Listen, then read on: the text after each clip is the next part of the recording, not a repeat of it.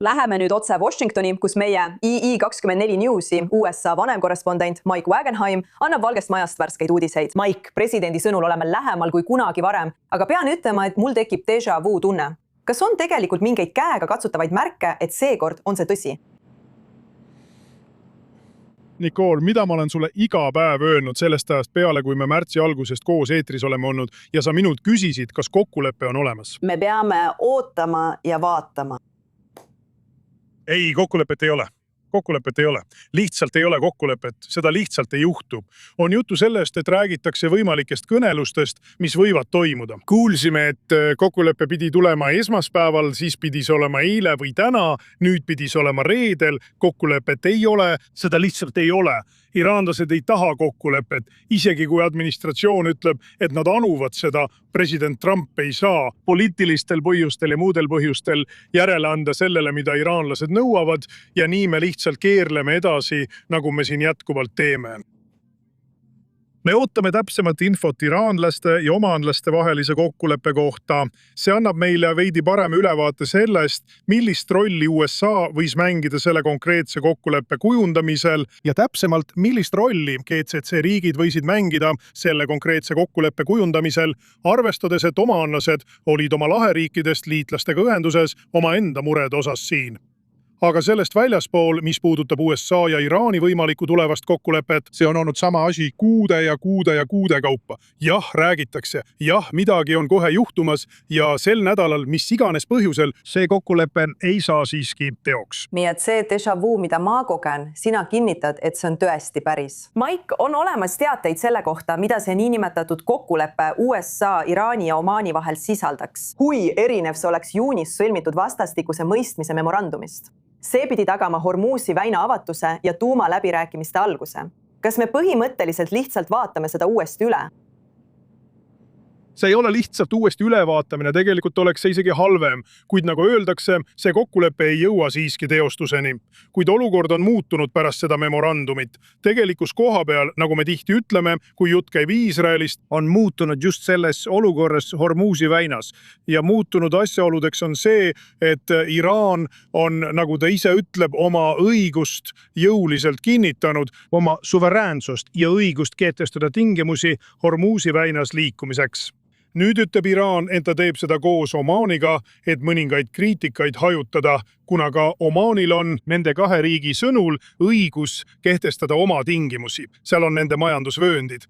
Ja seega võivad nad teha, mida soovivad, seni kuni see on rahvusvahelise õiguse raamides. Ja seni ei olnud Iraan seda õigust jõuliselt nõudnud. Nad on alati sellele mingil määral pretendeerinud, kuid enne seda sõda ei olnud nad seda õigust jõuliselt esile toonud. Nüüd nad teevad seda. Ja see muudab ka võimaliku kokkuleppe tingimusi. Nüüd teatatud kokkuleppe kavand annaks sisuliselt sama 60-päevase ajavahemiku, mis oli ka vastastikuse mõistmise memorandumis. Transit oleks selle 60-päevase perioodi jooksul vaba, samal ajal kui läbirääkimised käivad. See on sama, mida me varemgi kuulsime. Kõige olulisem on aga see, et Iraan kontrollib nüüd nende sõnul Hormuzi väina. Seda nad enne 28. veebruari tegelikult ei väitnud. Nüüd võib Ameerika blokaad jääda kehtima. Iraanile saab taas sanktsioone kehtestada või lisada uusi, mida varem ei olnud.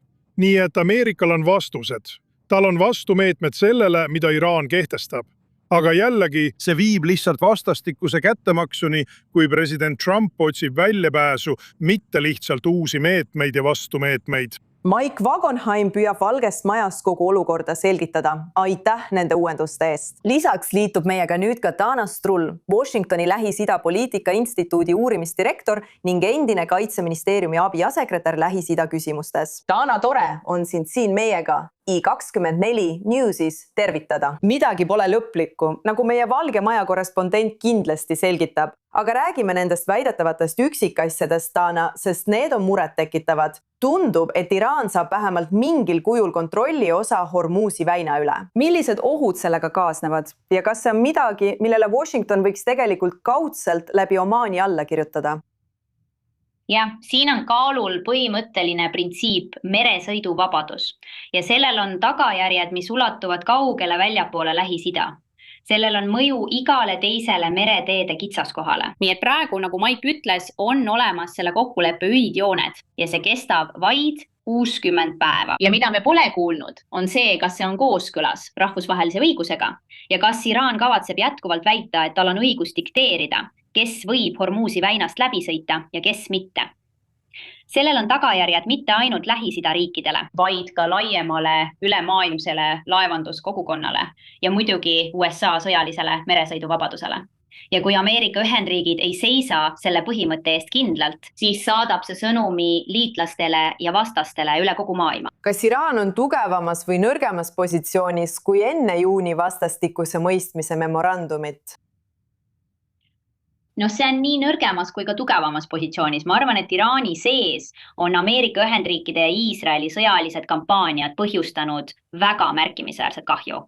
See ei ole enam tuumarelva lävel olev riik, selle kelle kaitsetööstuse baas on tõsiselt õõnestatud. Tal on endiselt alles oma käsilaste võrgustiku jäänused kogu Lähis-Idas. Kuid me pole näinud, et nad oleksid täielikult koordineeritult tegutsenud. Ja me teame, et probleemid, mis Iraani enne seda sõda mõjutasid, püsivad ka täna. Tõsine inflatsioon, suutmatus varustada Iraani rahvast elektriga, kohutav majandus.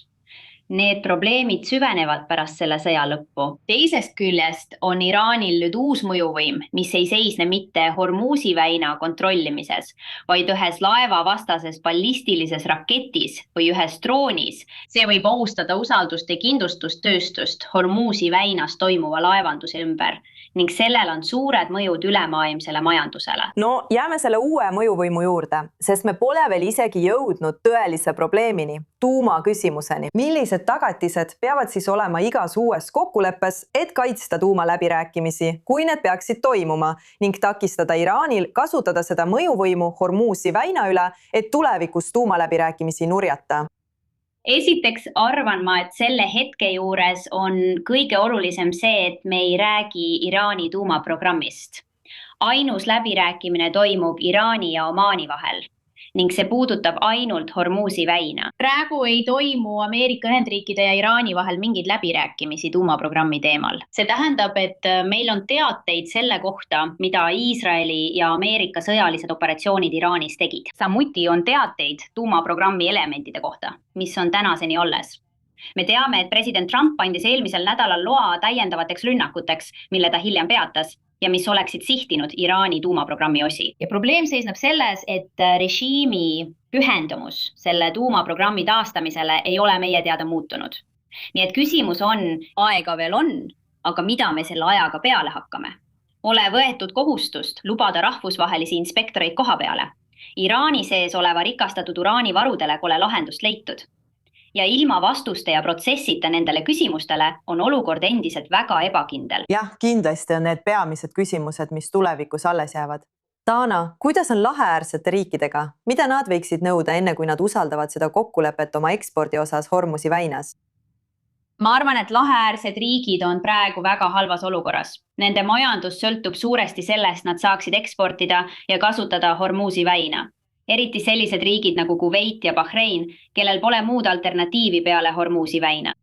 Paljud raportid näitavad, et paljud neist riikidest soovib praegu olukorra leevendamist. Aga teisest küljest arvan ma, et nad on üsna realistlikud selles osas, et Iraani režiimi ei saa usaldada ja sellest ei saa rahupartnerit. Arvestades rünnakute ulatust ning Iraani rünnakute mastaabi ja ulatust nendele Pärsia lahe riikidele.